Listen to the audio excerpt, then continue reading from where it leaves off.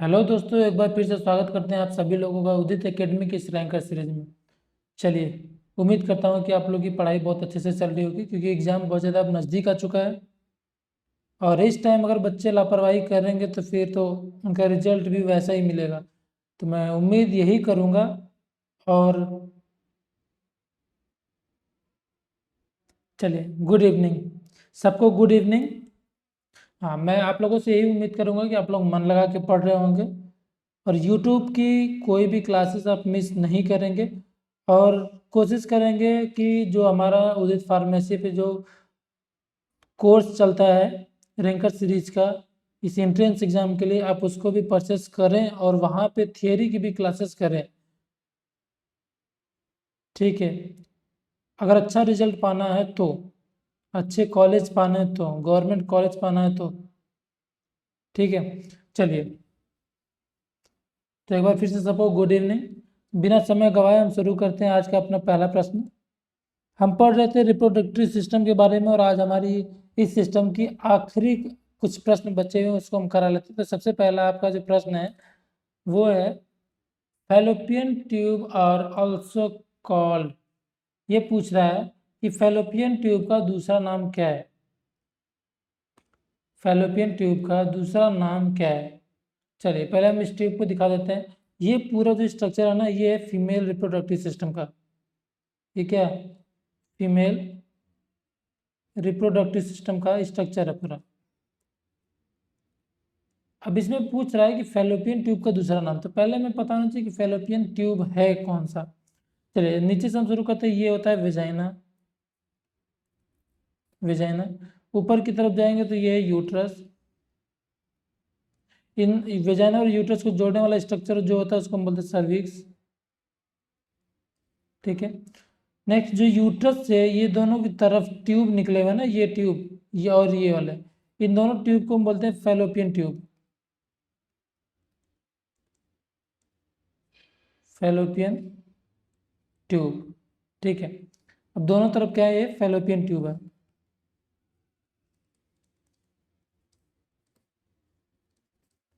उसके बाद ये जो स्ट्रक्चर है दोनों तरफ, इसको हम बोलते हैं ओवरी। क्या बोलते हैं इसको? ओवरी कहते हैं। ओवरी और फैलोपियन ट्यूब में आपस में जो कनेक्शन होता है वो एक फिंगर लाइक प्रोजेक्शन होते हैं ढेर सारे, जो क्या करते हैं, ओवरी से निकलने वाले ओवम को रिसीव करके फैलोपियन ट्यूब में क्या करते हैं, छोड़ देते हैं। तो उनको हम बोलते हैं फिम्ब्री। ये जो फिंगर लाइक प्रोजेक्शन, इसको हम क्या बोलते हैं?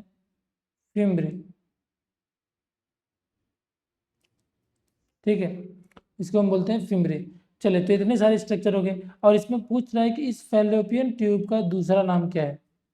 ये जो फैलोपियन ट्यूब है दोनों तरफ, ये वाली ट्यूब और ये वाली ट्यूब, इसका दूसरा नाम पूछ रहा है। तो इसको हम ओविडक्ट के नाम से भी जानते हैं। ओविडक्ट के नाम से जानते हैं हम इसको। क्या बोलते हैं? फैलोपियन ट्यूब को हम दूसरा नाम देते हैं ओविडक्ट। और ओविडक्ट इसलिए हम इसको बोलते हैं क्योंकि इससे होके क्या जाता है, ओवम।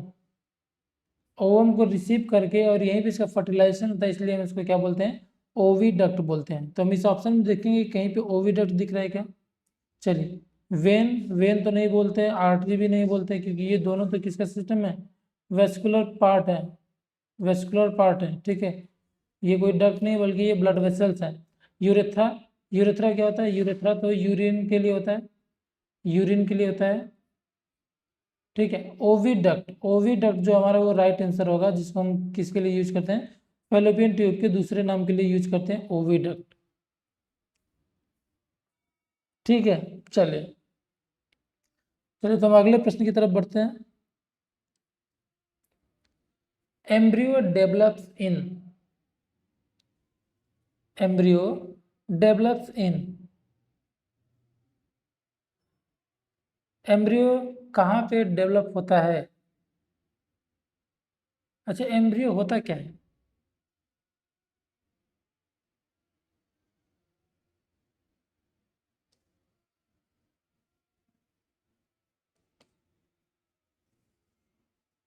ये पूछ रहा है कि एम्ब्रियो कहाँ पे डेवलप होता है। आपके ऑप्शन है vagina, tube, uterus, ovary.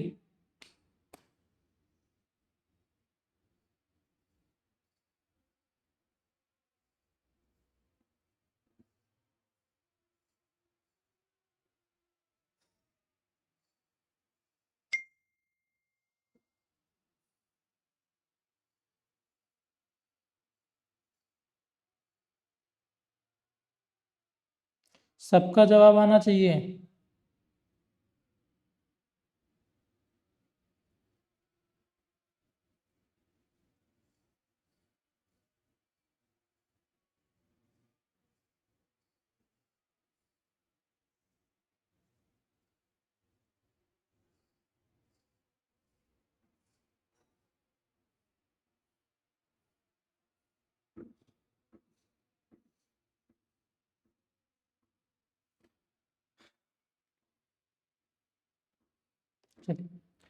Embryo जो होता है, एम्ब्रियो, यहाँ पर आप इस इमेज में देखिए, देखिए यहाँ जो है ये oocyte, oocyte का मतलब क्या है, ये ओवम की बात कर रहा है। ओवम ओवरी से रिलीज हुआ और रिलीज होने के बाद फिमरी ने उसको कैच किया और कैच करके इसी फैलोपियन ट्यूब, जिसको ओविडक्ट बोलते हैं, उसी में आगे की तरफ भेजता है। और आप यहाँ पे देख रहे हैं एक छोटा सा जो सेल है स्पर्म, वो आके इस ओवम से मिल रहा है, जिसके बाद यहाँ पे क्या हो जाता है, फर्टिलाइजेशन। क्या होता है, फर्टिलाइजेशन हो जाता है। और फर्टिलाइजेशन कहाँ पे होता है, ये चीज़ हम आपको बता चुके हैं कि फैलोपियन ट्यूब में। ठीक है, किसमें होता है, फैलोपियन ट्यूब में होता है फर्टिलाइजेशन। फर्टिलाइज होने के बाद ये 4 से 8, ये कितने दिन में, 4 से 5 दिन में जो है ये कहाँ पे चलाता है, यूट्रस में। ये यूट्रस 4 से 5 दिन में ये यूट्रस में आ जाता है, और 8 से 9 दिन में ये क्या हो जाता है, इम्प्लांट हो जाता है। अब इम्प्लांट होने के बाद अब इसका जो ग्रोथ होगा, यानी कि यहाँ पे यॉर्क सैक बनेगा, ठीक है, एक्टोडर्म, मीजोडर्म, ये सारी चीज़ें जो बनने लगती हैं, उसी को हम बोलते हैं एम्ब्रियो। क्या बोलते हैं इसको हम, एम्ब्रियो।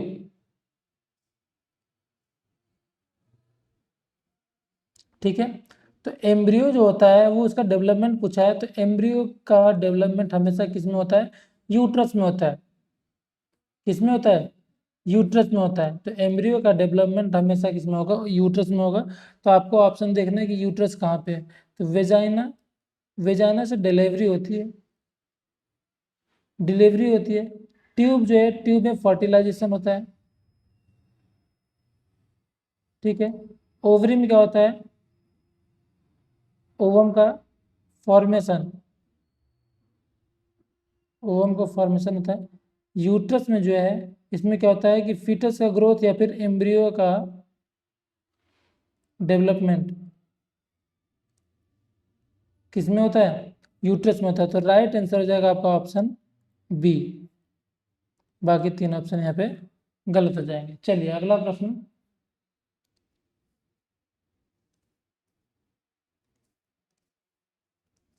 ये पूछ रहा है मेनोपॉज अकर्स एट, मेनोपॉज कब होता है। मेनोपॉज का मतलब होता है कि जो मेंस्ट्रुअल साइकिल होता है ना,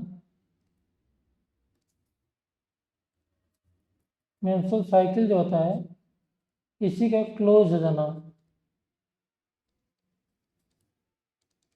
यानी कि किसी फीमेल का पीरियड आना जब बंद हो जाता है एक उम्र के साथ, नेचुरली अगर जब बंद हो जाता है, तो उस चीज को हम बोलते हैं मेनोपॉज। उस कंडीशन को क्या बोलते हैं, मेनोपॉज। जो कि एक नॉर्मल फिनोमिना है, नॉर्मल या फिर नेचुरल हम बोल सकते हैं कि नॉर्मल होता है कि एक एज पे जाके मेंस्ट्रुअल साइकिल बंद हो जाती है। तो वो एज क्या होती है, क्या प्यूबर्टी में होता है, या ओल्ड एज में होता है, या चाइल्डहुड में होता है, या फिर इन्फेंसी में। हम आपको बता रहे हैं ना कि एक उम्र पे जाके पीरियड आना बंद होता है। तो एक उम्र का मतलब क्या है, क्या इन्फेंसी और चाइल्डहुड में है, क्या बचपन में और जब पैदा होता है तभी बंद हो जाता है, अरे नहीं, पैदा होता है तो उसको आता ही नहीं है। देखिए पीरियड आ ही नहीं रहा है, मतलब बचपन से नहीं आ रहा है, तो उसको मेनोपॉज नहीं बोलेंगे। मेनोपॉज का मतलब ये होता है कि आ रहा था अब बंद हो चुका है, इसका मतलब होता है मेनोपॉज। ठीक है, तो इन्फेंसी में तो पीरियड आ ही नहीं रहा, तो इसमें ये हमारा जो है आंसर गलत हो जाएगा। चाइल्डहुड में भी पीरियड नहीं आ रहा। पीरियड आना कब शुरू होता है, प्यूबर्टी में, प्यूबर्टी में आना शुरू होता है, मैं ये कह रहा हूँ, उसको हम बोलते हैं मिनार्की। मिनार्की यानी कि मेंस्ट्रुअल साइकिल स्टार्ट कब होता है, प्यूबर्टी में, और बंद कब होता है, ओल्ड एज में। इसमें क्या होता है, मेनोपॉज हो जाता है। ठीक है, तो राइट आंसर हो जाएगा ऑप्शन बी। बाकी 3 ऑप्शन गलत। तो ओल्ड एज जो होता है, ओल्ड एज में हमें मेनोपॉज देखने को मिलता है। और उम्र क्या होती है, लगभग 35 to 40 या फिर 45 ईयर। ठीक है, 35 से 40 या फिर 35 से 45 साल जो होता है वो उस उम्र में जाके पीरियड बंद हो जाता है।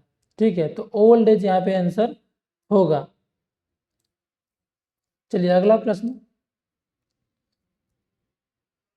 Female reproductive system matures at, महिला का प्रजनन तंत्र परिपक्व कब होता है? अब परिपक्व मतलब ये होता है कि एक फीमेल है, एक महिला है, जिसका जो प्रजनन तंत्र है, रिप्रोडक्टिव सिस्टम जो है, वो अब रिप्रोडक्शन के लिए बिल्कुल तैयार है, एक बेबी को बर्थ करने के लिए बिल्कुल तैयार है। वो कब होता है? क्या वो इन्फेंसी यानी कि बच्चा पैदा हुआ तभी हो जाता है? क्या वो बुढ़ापे में होता है कि एक 80 साल की माता जी हैं, अब जाके वो बेबी बर्थ करने के लिए प्रिपेयर है? या फिर प्यूबर्टी यानी कि 14 से जो 16 साल का फेज होता है उस टाइम में, या फिर बर्थ के समय यानी कि जन्म लेते ही? देखिए, पीरियड आना शुरू होता है किसमें? प्यूबर्टी में ना, मेंस्ट्रुअल साइकिल का भी स्टार्ट होता है। मेंस्ट्रुअल साइकिल जो है वो कब स्टार्ट होता है? तो आप बताएंगे ना कि प्यूबर्टी के समय यानी कि 14 से 16 साल में। तो ये मेंस्ट्रुअल साइकिल का स्टार्ट होना ही ये बताता है कि अब जो है फीमेल रिप्रोडक्टिव सिस्टम पूरी तरह से मेच्योर हो चुका है। लेकिन हम ये नहीं कह रहे हैं कि 14 से 16 साल में ही बेबी बर्थ कराना चाहिए। अभी तो ये स्टार्ट हुआ है, अभी इसको थोड़ा समय देना है। तो समय कितना देना है? कम से कम 22 साल का, जब 22 साल की फीमेल हो जाए या फिर 22 साल से ऊपर की हो जाए। ठीक है, 22 साल से ऊपर, और कितना कम? 35 से नीचे। तो हम कोशिश करेंगे कि 22 से लेके 30 साल के बीच में अगर बेबी बर्थ करा रहे हैं तो ये बहुत ही सेफ पीरियड होता है। ठीक है, 22 से लेके 30 साल के बीच में अगर एक फीमेल जो है वो बेबी बर्थ कर रही तो ये अच्छा समय होता है, क्योंकि इस टाइम जो है ये रिप्रोडक्टिव सिस्टम पूरी तरह से मेच्योर हो जाते हैं और स्ट्रांग भी होते हैं एक बच्चे को जन्म देने के लिए। ठीक है, लेकिन ये स्टार्ट कब हो जाते हैं? प्यूबर्टी में ही मेच्योर हो जाते हैं, बट हमें कुछ समय देना चाहिए। तो प्यूबर्टी यहाँ पे राइट आंसर हो जाएगा। ठीक है, यानी जन्म के समय, बुढ़ापे में और इन्फेंसी के समय ये मेच्योर नहीं होते हैं। चलिए नेक्स्ट प्रश्न है, ओवम कंटेन्स क्रोमोसोम, ओवम में कितने क्रोमोसोम होते हैं? देखो ये ओवम है, ये स्पर्म है। ठीक है, ये ओवम है, ओवम, और ये क्या है? स्पर्म है। अब ये जब दोनों आपस में क्रॉस करते हैं तो एक 46 क्रोमोजोम वाला स्ट्रक्चर बनता है। ठीक है, यानी कि जब इनका क्या हुआ आपस में? फर्टिलाइजेशन। ये क्या हो रहा है? फर्टिलाइजेशन, यानी कि दोनों आपस में फ्यूज हो गए, घुल मिल गए, तो 46 क्रोमोजोम बना। तो 46 क्रोमोजोम बन रहा है, इसका मतलब क्या है कि ये 23 होगा और ये भी क्या होगा? 23। तो दोनों जो होते हैं वो 23 क्रोमोजोम होते हैं, और इन दोनों को मिला के 46 क्रोमोजोम बनता है, जो कि नॉर्मल क्रोमोजोम नंबर होता है। वो हमारे हर एक सेल का क्रोमोजोम 46 ही होता है। ठीक है, तो स्पर्म और ओवम दोनों आधे आधे क्रोमोसोम के होते हैं, जो कि मिल के एक कंप्लीट नंबर ऑफ क्रोमोसोम बन जाता है। तो यहाँ पे हम देखेंगे कि 23 कहीं पे दिया हुआ है क्या? तो 22 नहीं होगा, 44 नहीं होगा, 46 नहीं होगा, बल्कि क्या होगा? 23 आंसर होगा। ऑप्शन बी यहाँ पे भी क्या होगा? सही होगा। चलिए अगला प्रश्न, main female sex hormone, female का मेन जो सेक्स हार्मोन होता है, जिसको हम ऐसा बोल सकते हैं कि फीमेल सेक्स हार्मोन किसको कहते हैं? ऑप्शन है आपके, thyroxine, insulin, oestrogen, testosterone.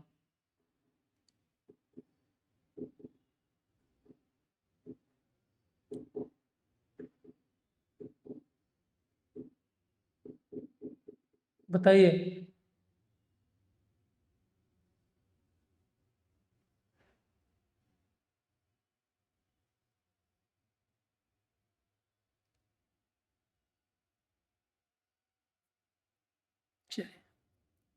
Insulin जो होता है ये पैंक्रियाज से निकलता है,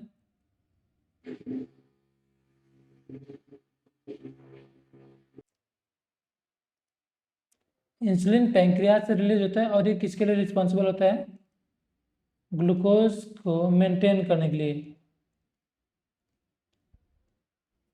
मेंटेनेंस ऑफ ग्लूकोज। थायरोक्सिन जो होता है हम किसको बोलते हैं, T4 को बोलते हैं, ठीक है। तो T3 और T4 हार्मोन जो होता है वो किसके लिए रिस्पॉन्सिबल है, मेटाबॉलिज्म के लिए। तो ये दोनों हार्मोन तो मेल फीमेल दोनों में पाए जाते हैं, स्पेशली यहाँ पे फीमेल के बारे में पूछा। टेस्टोस्टेरोन जो होता है, टेस्टोस्टेरोन ये क्या है, मेल सेक्स हार्मोन है, मेल सेक्स हार्मोन, ठीक है। और जो एस्ट्रोजन होता है इसको हम बोलते हैं फीमेल सेक्स हार्मोन, ठीक है। तो राइट आंसर हो जाएगा हमारा ऑप्शन बी, एस्ट्रोजन, जिसको हम क्या बोलते हैं, फीमेल सेक्स हार्मोन।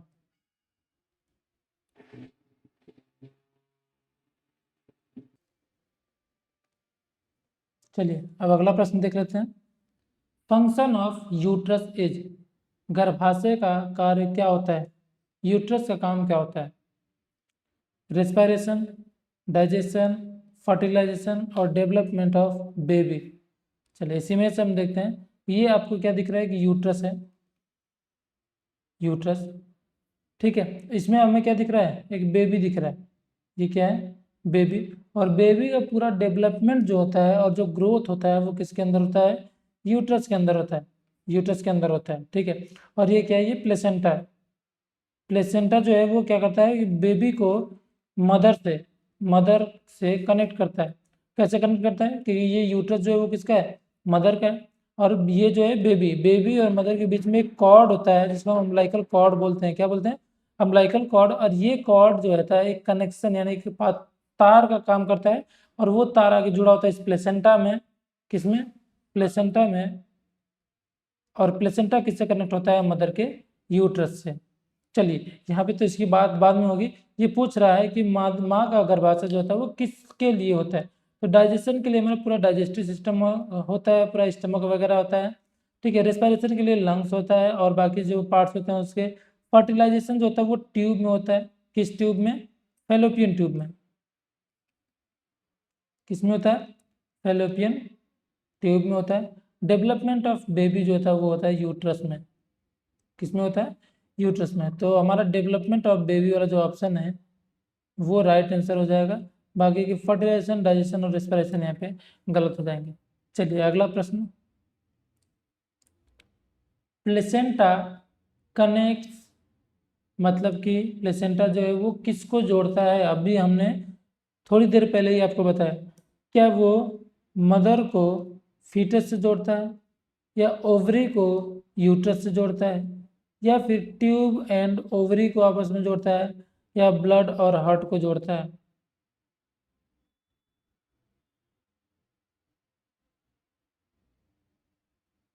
देखिए ब्लड और हार्ट को जोड़ने के लिए तो ब्लड वेसल्स होती हैं, ठीक है। ये दोनों क्या करते हैं, ब्लड वेसल्स से क्या करती हैं, इन दोनों को आपस में कनेक्ट करते हैं, क्योंकि वेसल्स के थ्रू ही जो ब्लड है वो हार्ट में जाता है और हार्ट से निकलता है। ट्यूब एंड ओवरी यानी कि फैलोपियन ट्यूब और ओवरी की बात करा तो इसको जोड़ने के लिए क्या है, फिम्बरी होती है, ठीक है, फिम्बरी, फिम्बरी होती है जो हमने बताया था आपको, फिंगर लाइक प्रोजेक्शन।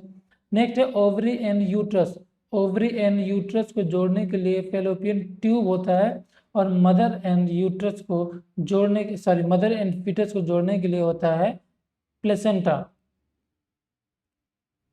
मदर और फीटस को जोड़ने के लिए होता है प्लेसेंटा। तो ऑप्शन ए जो है यहाँ पे राइट आंसर हो जाएगा, ठीक है। चलिए इसको हम एक इमेज से देख लेते हैं। ये मदर है और ये जो यूट्रस है ये भी किसका है, मदर का है। तो ये मदर का पार्ट हो गया और ये बेबी है, या फिर हम बोल सकते हैं कि ये क्या है, फीटस है। अब इन दोनों को आपस में जोड़ने के लिए एक कॉर्ड और एक प्लेसेंटा, ये दोनों स्ट्रक्चर क्या करते हैं, इनको आपस में जोड़ते हैं। तो इस ऑप्शन में कॉर्ड तो नहीं दिया था, लेकिन प्लेसेंटा पूछा हुआ है कि प्लेसेंटा किसको जोड़ता है, तो हमारा राइट आंसर हो जाएगा कि बच्चे और माँ को आपस में जोड़ने का काम करता है। तो ऑप्शन ए यहाँ पे राइट आंसर हो जाएगा। बाकी के 3 ऑप्शन यहाँ पे गलत हो जाएंगे। चलिए अगला प्रश्न पे पढ़ते हैं हम। Zygote develops into, zygote develops into, zygote जो होता है वो किस में डेवलप होता है? जाइगोट का मतलब होता है कि फर्टिलाइजेशन के बाद जब सेल जो होती है 1 से 2, 1 से 2, फिर 2 से 4 होने लगती हैं, इस प्रोसेस को हम बोलते हैं जाइगोट। इसको हम क्या बोलते हैं? जाइगोट का बनना। ठीक है, जब ये 2 सेल स्टेज, 4 सेल स्टेज, ठीक है, ऐसे जब बनने लगते हैं तो उसको हम बोलते हैं जाइगोट। तो ये कहाँ पे होता है? ये जो नंबर्स बढ़ रहे हैं ये होता है किसमें? ट्यूब में, फैलोपियन ट्यूब में होता है। ठीक है, चलिए इस चीज को भी हम एक इमेज से समझ लेते हैं पहले।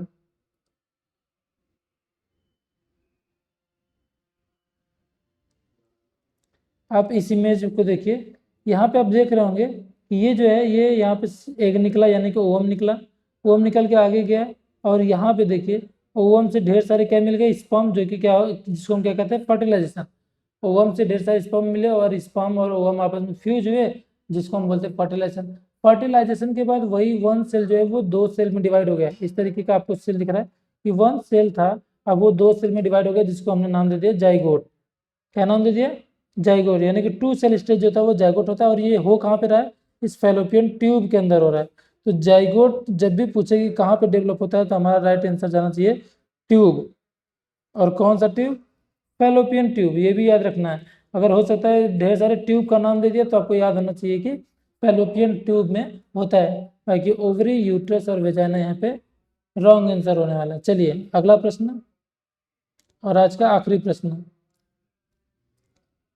फीटस स्टेज बीइंग आफ्टर, मतलब कि कौन सा ऐसा अवस्था है जिसमें हम क्या करते हैं? बच्चे को फीटस बोलते हैं।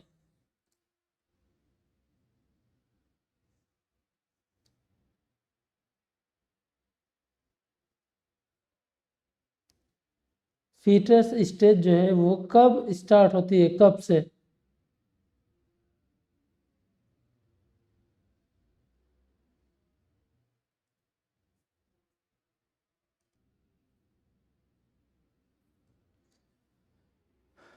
बताइए, सबका जवाब आना चाहिए।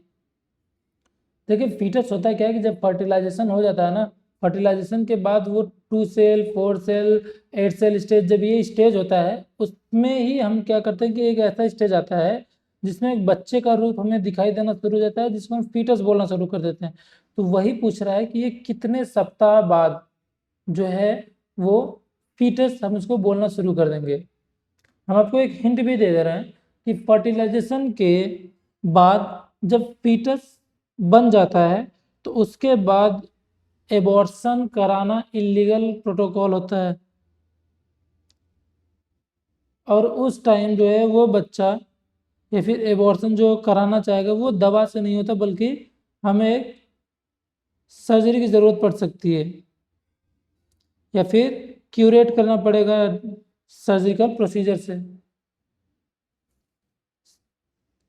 2 मंथ होता है, सुना होगा आपने कि 2 महीने के बाद जो है बच्चे में जान आ जाता है, ऐसा भी सुना होगा एकदम।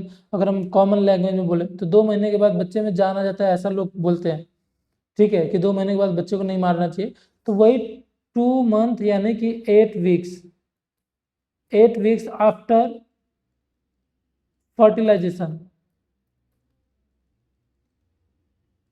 आफ्टर फर्टिलाइजेशन 8 वीक्स के बाद हम उसको क्या बोल सकते हैं? फीटस बोलना शुरू कर देते हैं। तो 8 वीक जो होता है ना, यहाँ पे देखिए लिखा है ना बेइंग आफ्टर, आफ्टर यानी कि फर्टिलाइजेशन के बाद पूछ रहा है, तो 8 वीक के बाद हम क्या बोलते हैं? उसको फीटस बोलते हैं। चलिए, तो बाकी 3 ऑप्शन यहाँ पे गलत है। आई होप कि आपको ये सारी चीज़ें समझ में आई होंगी। अगर किसी को कुछ भी डाउट है इस सिस्टम से रिलेटेड तो कमेंट बॉक्स में ज़रूर डाल देगा, क्योंकि अब जो हम अगला सिस्टम शुरू करने वाले हैं वो मे बी कार्डियोवैस्कुलर होने वाला है। तो चलिए अब हम कल की क्लास में जो है, नेक्स्ट क्लास में अपने, जब भी हमारी क्लास होगी उसमें हम पढ़ेंगे कार्डियोवैस्कुलर सिस्टम के बारे में। ठीक है, तो अभी के लिए बस इतना ही। Thank you so much.